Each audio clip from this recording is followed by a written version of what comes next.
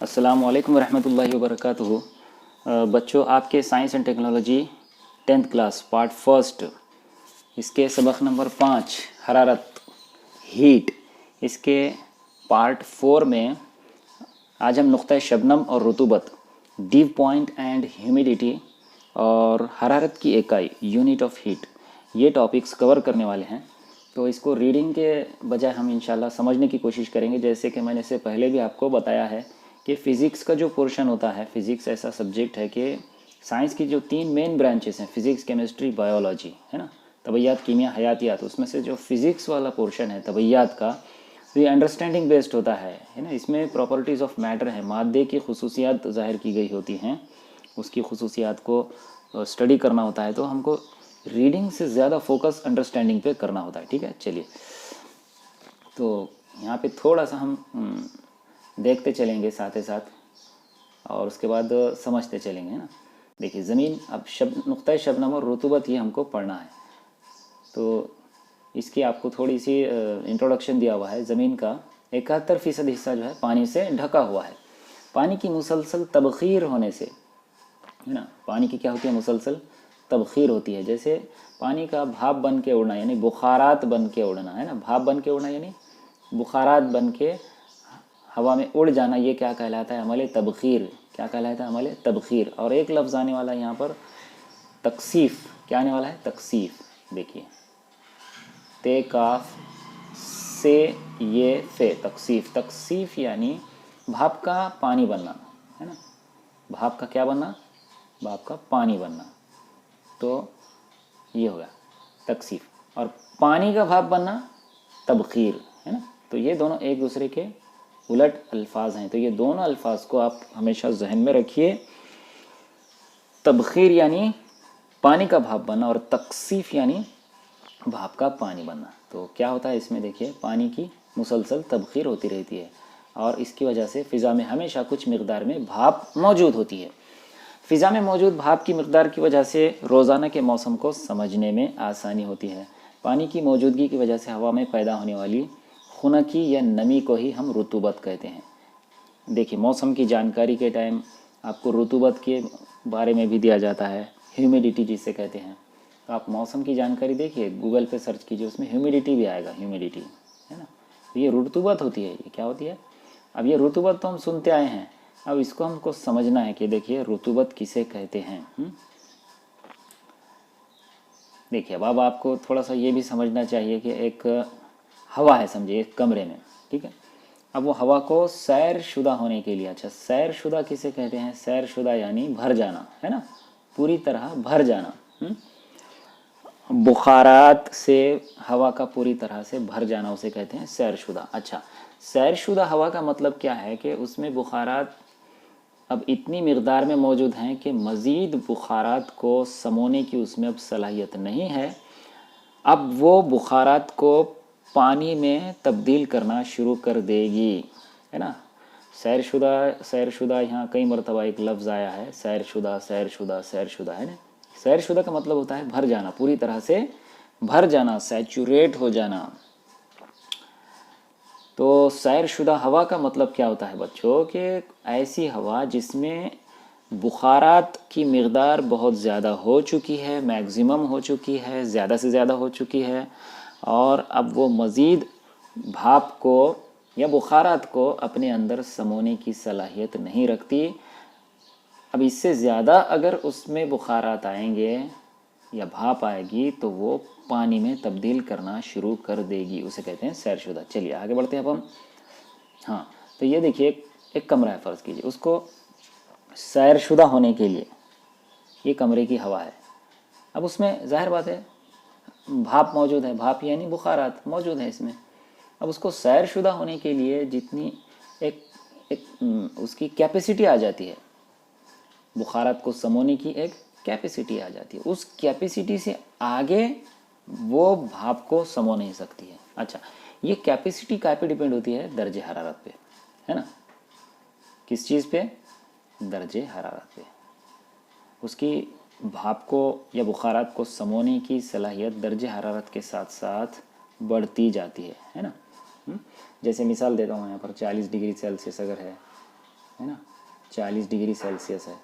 तो यहाँ पे दी हुई है एक मिसाल, है ना, 40 डिग्री सेल्सियस। तो उस खुश्क हवा में क्या होता कि 49 ग्राम आबी बुखारात समा सकते हैं।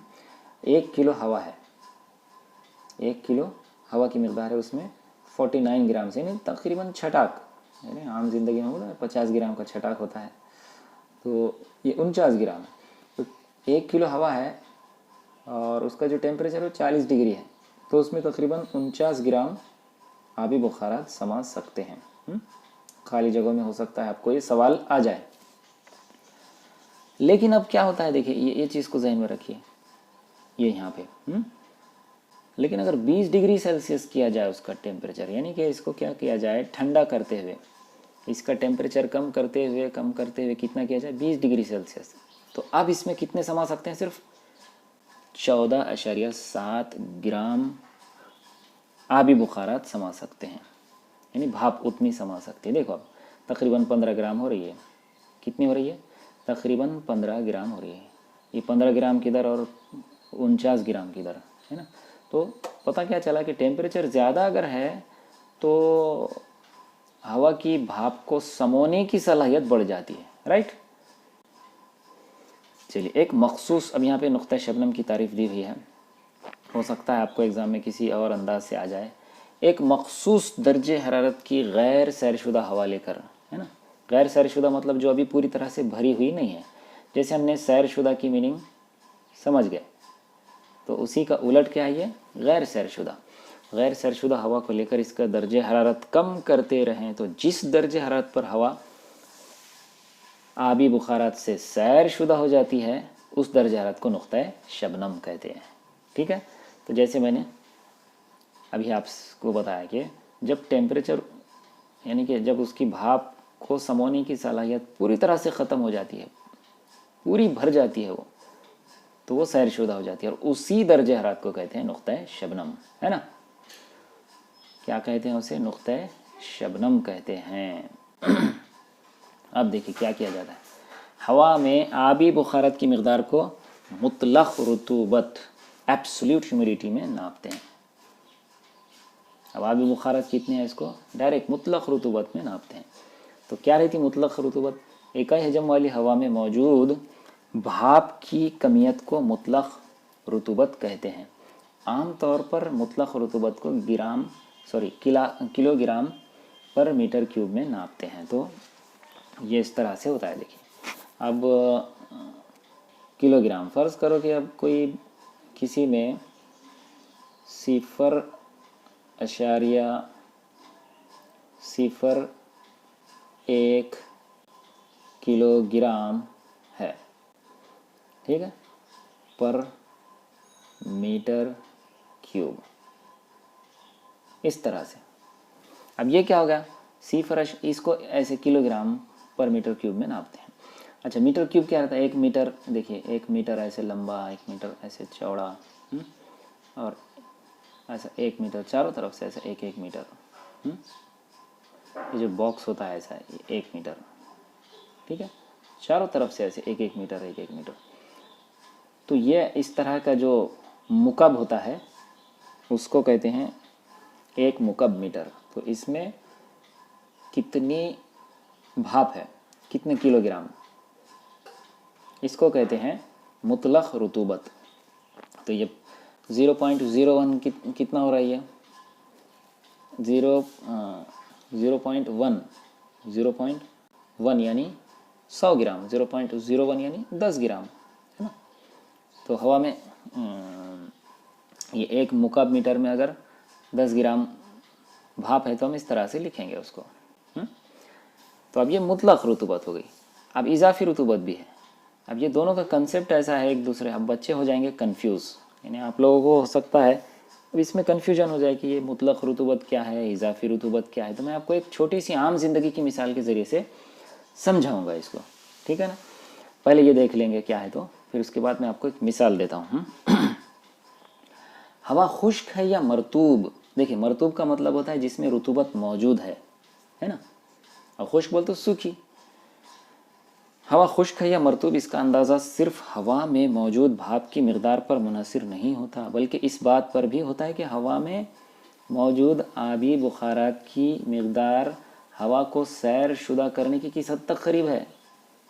यानी वो हवा के दर्जे हरारत पर मुनहसर होता है। मरतूबियत की पैमाइश इजाफ़ी रुतूबत से की जाती है। कैसे की जाती है? इजाफ़ी रुतूबत से। हवा के मखसूस हजम और दर्जे हरारत पर उसमें मौजूद बुखारात की कमियत और हवा को सैर शुदा करने के लिए दरकार बुखारात की कमियत की निस्बत को इजाफ़ी रुतूबत कहते हैं।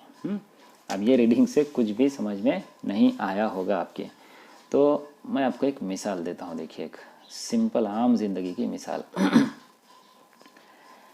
अब जैसे हमने देखिए मुतलक रुतूबत, तो वो फ़र्ज़ करो एक शख्स की कमाई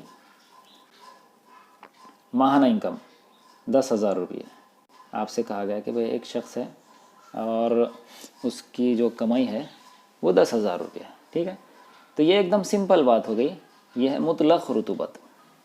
इसको एक मिसाल से आप समझिए, ठीक है। अब इजाफ़ी रुतूबत किसे कहते हैं?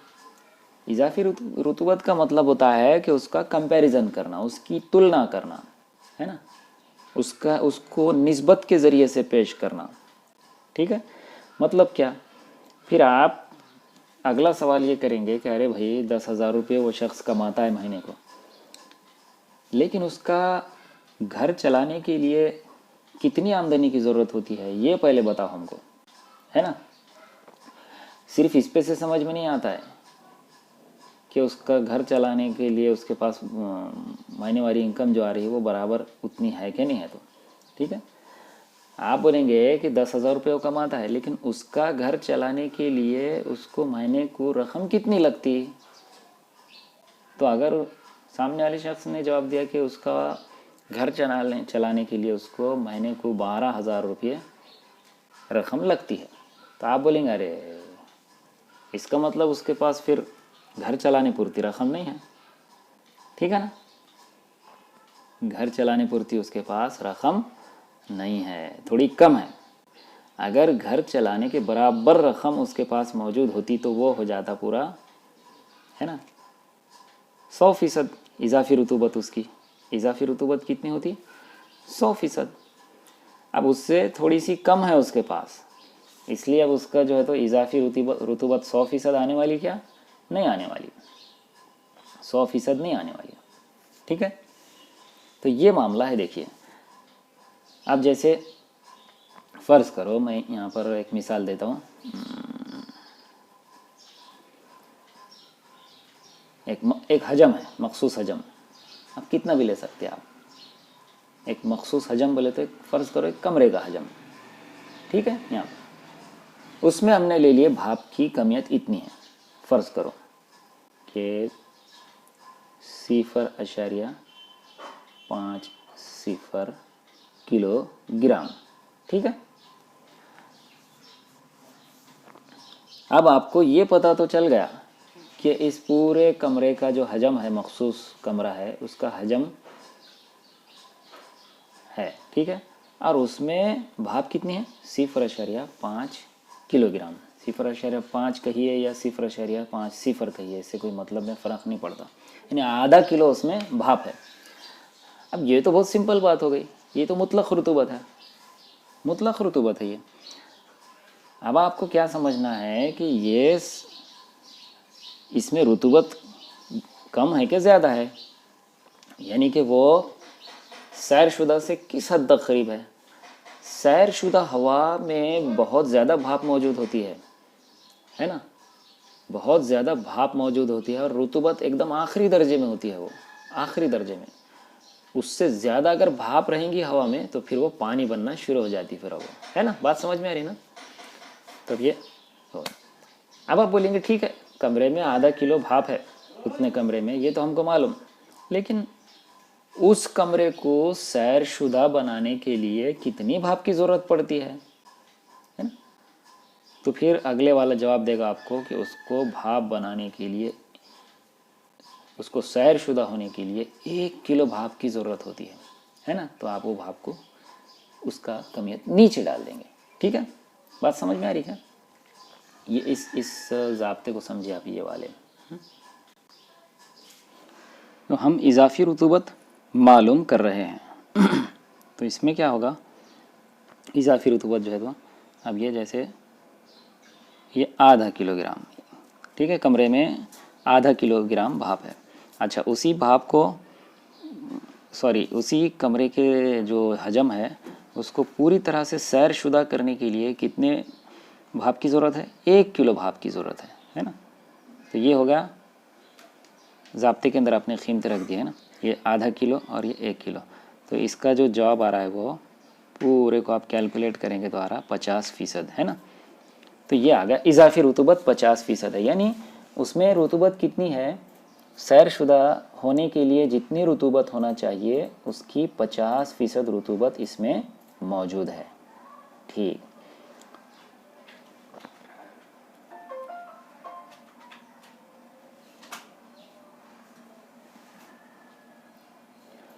अब देखिए, नुक्ता शबनम के दर्जे हरारत पर इजाफी रुतूबत 100% होती है। अगर हवा में इजाफी रुतूबत 60% से ज़्यादा हो तो हवा मरतूब महसूस होती है। अगर इजाफी रुतूबत 60% से कम हो तो हवा खुश्क महसूस होती है। सरमा के दिनों में आपने देखा होगा कि जब ऊंचाई पर से हवाई जहाज़ आसमान से गुजरता है तो जहाज़ के पीछे एक सफ़ेद पट्टा तैयार होता है। हवाई जहाज़ उड़ते वक्त इंजन से निकलने वाली भाप की तकसीफ होकर बादल तैयार होते हैं। अगर अतराफ़ की फ़िज़ा में हवा की इजाफी रुतूबत ज़्यादा हो तो बहुत ही लंबा पट्टा दिखाई देता है और इसे गायब होने के लिए ज़्यादा वक्त लगता है। अगर इजाफी रुतूबत कम हो तो कभी छोटा सफ़ेद पट्टा बनता है और कभी नहीं भी बनता है। यह आपको एग्ज़ाम में साइंसी वजूहात बयान कीजिए के तहत आपको सवाल पूछा जा सकता है कि सरमा के दिनों में हवाई जहाज़ के पीछे एक सफ़ेद पट्टा तैयार होता है। इस तरह का सवाल आपको एग्ज़ाम में आ सकता है।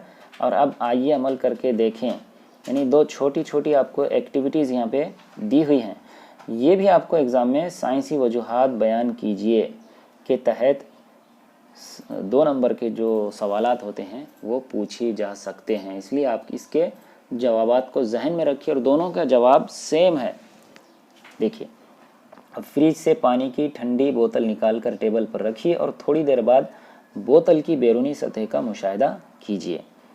तो क्या होगा फिर, बोतल की बैरूनी सतह पर नन्हे नन्हे ख़तरात पानी के नज़र आते हैं। उसकी वजह क्या है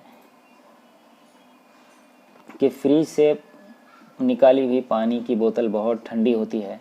ठीक है, ये पहला पॉइंट। दूसरा पॉइंट, इसकी वजह से अतराफ की हवा सर्द हो जाती है, इसलिए इस हवा के बुखारात, आबी बुखारात को समोने की सलाहियत कम हो जाती है, जिसकी वजह से हवा में मौजूद आबी बुखारात की तकसीफ होकर, क्या होकर, तकसीफ होकर पानी के ख़तरात तैयार होते हैं। इसलिए बोतल पर पानी के ख़तरात नज़र आते हैं।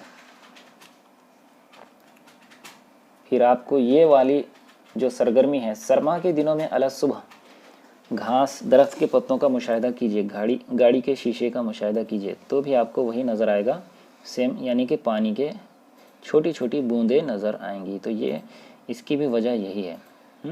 देखिए, तो इस तरह से ये फिर आखिर यहाँ पे हरारत की इकाई भी आपको मौजूद है, दी हुई है। SI निज़ाम में हरारत की पैमाइश जूल इकाई में और CGS निज़ाम में कैलोरी में नापी जाती है। तो SI निज़ाम में, यानी पूरी दुनिया में जो सिस्टम चल रहा है वो SI सिस्टम चल रहा है, तो उसमें हीट को जूल में नापा जाता है और तवानाई जो है उसको भी जूल में ही नापा जाता है और हरारत को भी। इसका मतलब क्या हुआ, हरारत भी तवानाई की एक शक्ल है ना, हरारत भी तवानाई की एक शक्ल है, इसीलिए तवानाई को भी जूल में नापा जाता है और हरारत को भी जूल में नापा जाता है। तो ये हो गया SI निज़ाम में जूल, लेकिन CGS निज़ाम में कैलोरी होती है इसकी इकाई। तो अब कैलोरी कितनी होती है और किलो कैलोरी कितनी होती है, आपके जहन में सवाल पैदा हो सकता है। अच्छा, किलो के मायने 1000। इससे पहले मैंने बताया था अपने किसी एक वीडियो में कि किलो का जो मायने है वो उसका मतलब ही 1000 होता है। किलोमीटर यानी 1000 मीटर, किलोग्राम यानी 1000 ग्राम, किलो का मतलब 1000। तो 1 किलो कैलोरी कितना होता है ये देखिए यहाँ पे आपको। देख 1 किलोग्राम पानी, ठीक है। अब उसका दर्जे हरारत आपको बढ़ाना है। अच्छा, कितना बढ़ाना है? 1 डिग्री सेल्सियस बढ़ाना है उसका, यानी कितना करना है उसको? 14.5 से 15.5 करना है ना। पहले 14.5 था, करना कितना है? 15.5 करना है, यानी 1 डिग्री सेल्सियस बढ़ाना है। तो उसमें जो दरकार हरारत की मिकदार है उसे क्या कहते हैं? 1 किलो कैलोरी। ठीक है, समझ गए ना आप। पानी कितना है? 1 किलोग्राम पानी है, उसका दर्जा हरारत कितना बढ़ा रहे? 1 डिग्री सेल्सियस बढ़ा रहे, यानी कितना कर रहे हैं? 14.5 से 15.5 कर रहे हैं। तो उसके लिए कितनी हरारत, जितनी हरारत की मिकदार दरकार होती है उसको क्या कहते हैं? 1 किलो कैलोरी। और कैलोरी छोटी इकाई है, बस इसी को क्या करना है, यहाँ 1 किलोग्राम पानी की जगह क्या करना है? 1 ग्राम पानी कर देना है। ठीक है, तो उसका 1 ग्राम पानी का जो टेम्परेचर है, दर्जा हरारत है, उसको 14.5 से 15.5 तक बढ़ाने के लिए जो हरारत की मिकदार दरकार होती है इसको 1 कैलोरी हरारत कहते हैं, है ना। ज़्यादा मिकदार की जब पैमाइश की जाती है तो किलो कैलोरी में की जाती है, किलो कैलोरी में। और किलो के मायने 1000 है, ये मैंने आपको पहले ही बता दिया। तो 10 की क़ुव्वत 3 मतलब 1000। तो देखिए, अच्छा अभी देखिए, ये इसे हमेशा जहन में रखें। इसमें क्या बताया हुआ है कि पानी का जब टेम्परेचर हम 1 डिग्री सेल्सियस बढ़ा रहे हैं तो हम ऐसा क्यों नहीं लिखते कि भाई 6 से 7 कर रहे हैं उसका टेम्परेचर, है ना, 6 डिग्री सेल्सियस से 7 डिग्री, या 7 डिग्री सेल्सियस से 8 डिग्री सेल्सियस कर रहे हैं, है ना। ऐसा क्यों नहीं लिखते हम? सिर्फ ऐसा ही क्यों लिखते कि 14.5 से 15.5 कर रहे थे?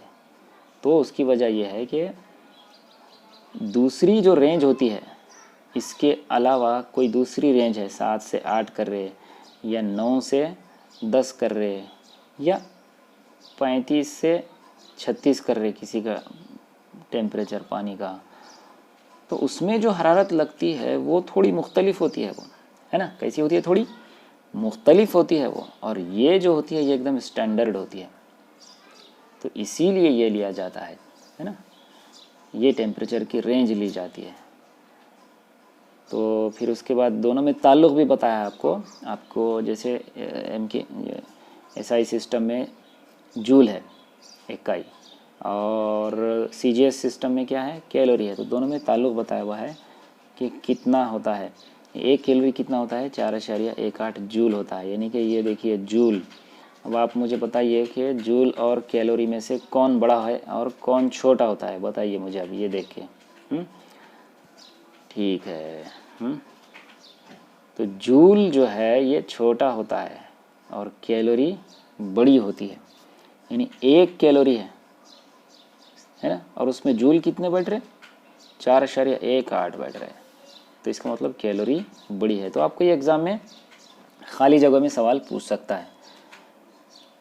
और फिर आखिर में साइंसदानों के तारुफ के तहत जेम्स प्रेस्कॉट जूल, इस साइंसदान के बारे में आपको थोड़ा सा तारुफ दिया हुआ है कि इनके जो कारनामे हैं ये क्या हैं।